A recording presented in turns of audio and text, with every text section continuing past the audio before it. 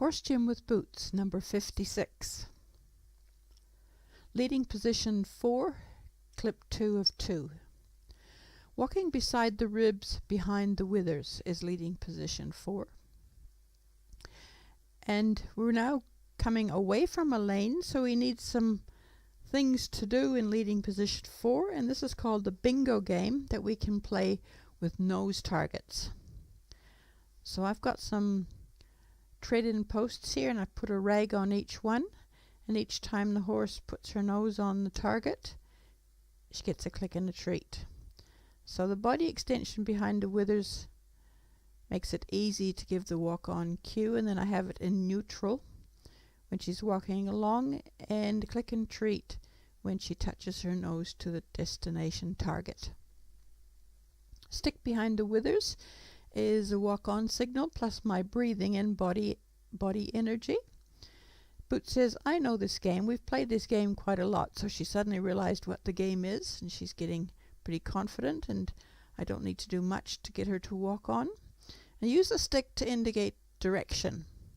And she's spied one of her favorite cloths up ahead, so I didn't make her stop at the previous one because I don't want to make her feel wrong. Now we'll turn around so we can do the bingo game on the way back, and I'll be on the horse's other side, and if she doesn't go with the first light tap, I just wait a second and then another couple of light taps. We want to teach everything from both sides of the horse. So now I'm on her left side, and this time she didn't walk right past the black jersey, and tiny tap for walking on, and I need to keep a soft drape in the rope. If the horse is very sensitive to halter touch energy, then using a flat halter can make it a little bit easier. Body language and voice signals for walk on, and sometimes I just flip my stick forward so that I can make sure she's keeping straight, going to the next target. Click and a treat. And as you go, you can put the markers further and further apart each session as you both get better at the bingo game.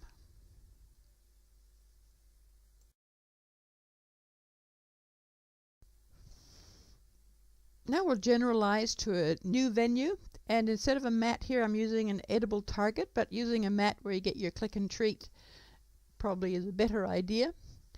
Now this relates to our position in the saddle, so we're walking just exactly where we'll be when we're riding. So she's got a piece of celery there that she's heading to instead of a mat. And we'll generalize again, new venue, and this time I've got no target destinations. Just asking her to walk on, and I'm using the stick to indicate that I'd like her to keep straight, indicate the direction. If she starts to veer into me, I can just flick the stick to sort of move the air between us, like there.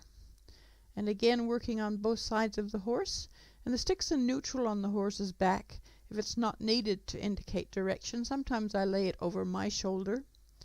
And a voice and body language, whoa, are really useful, which we've been practicing with our lane. Now on the open road, and no specific targets, except a bit of grass she gets when we reach the end of our walk. It's sometimes hard not to creep forward, and so if you find yourself up at the shoulder, just glide back again, and keeping the hand up there makes it easier to keep in line behind the withers, and keep a soft drape in the rope.